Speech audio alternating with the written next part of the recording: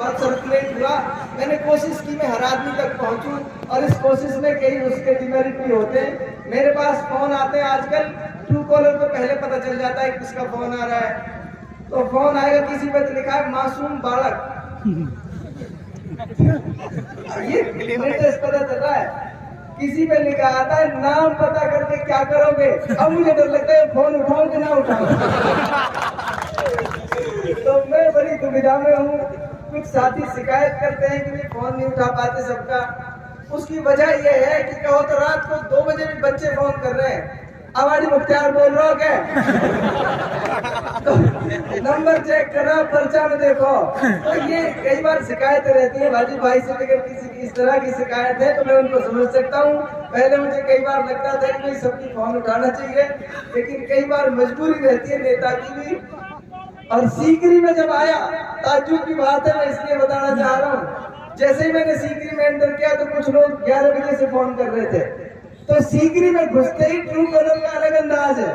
सीकरी में घुसते ही true collar को जो नाम आता है वो कहता है रेड बुल के दीवाने। रेड बुल के बादशाह। तो आपने रेड बुल और इसको तो एक ब्रांडिंग दिया। मैं तो कहता हूँ करोड़ों रुपए रेड बुल को आपको देने चाहिए उनके प्रचार के लिए। इतना बड़ा इंटरनेशनल ब्रांड एम्बेसडर उनको मिला। खैर बहरहाल उस संदेश को मैं आपके साथ फिर इलेबोरेट करना चाहता हूँ। जिस तरह के सदमे में 3 विधानसभा सीटों को हारने से इलाके के लोग थे, जिस तरह की मायूसी इस इलाके में, और की मैं कहूँ पूरी मेवात, हरियाणा मेवात से मिलाकर राजस्थान मेवात के सारे सीटों पर जिस तरह की मायूसी थी, उस मायूसी को उस 30 सेकंड के वीडियो ने सच में रफू चक्कर कर दिया। चुनाव के हार की चर्चा खत्म हो गई। ये बहुत बड़ी ताकत और हिम्मत देने का काम था। उसका कुछ लोगों ने गलत आशय निकाला।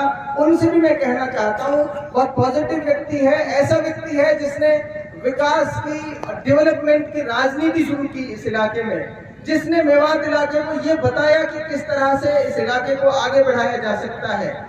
जिस व्यक्ति का मैं अपने चुनाव प्रचार के दौरान जब डेवलपमेंट की बात करता था तो मुझे लोग कहते थे छोटा वाजिब है, मुझे लोग कहते थे इसमें हम दूसरा वाजिब देखते हैं। तो ऐसा व्यक्ति, इतना पॉजिटिव आदमी मेवात की राजनीति में है, जो मैं यकीन दिला सकता हूँ, जो मैं भरोसे के साथ कह सकता हूँ कि 36 बिरादरी के लोगों को इंसाफ के तराजू में तोलने का काम कोई कर सकता है तो वो वाजिब भाई है। एक बार जोरदार तालियों से।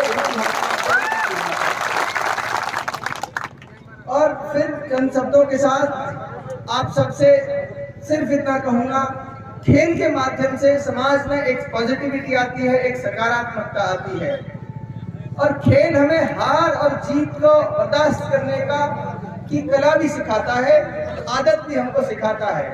मैंने कभी चुनाव को इससे ज्यादा हावी अपने ऊपर नहीं होने दिया। जिस तरह क्रिकेट और खेल के मैदान में कभी हार जीत हो जाती है, तो चुनाव भी एक ऐसे ही खेल में हमने लड़ा, और इसलिए लड़ा कि हमारे इलाके की जरूरत थी, मेवात की जरूरत थी कि उसकी आवाज कोई बने, उसके नौजवानों की आवाज कोई बने, उसकी बेहतरी और भलाई की कोई बात करे। इस मुद्दे पर हमने चुनाव लड़ा, तो उसमें भी हार जीत हो गई। तो वो खेल के मैदान की हार जीत जैसा ही है। हम खेले तो खेल के मैदान में हम भी बहुत बार हारे, बहुत बार जीते। इसलिए खेल हमें बहुत इस सब तरह के संघर्ष से लड़ना सिखाता है। खेल समाज को एक नई दिशा और नई गति देने का भी काम करता है। पुणे में आयोजन कमेटी के लोगों का धन्यवाद देता हूं कि आपने इस तरह के आयोजन किए। इसके साथ साथ मैं आपको एक बात कहता हूं, आपकी बड़ी जिम्मेदारी है कि निष्पक्ष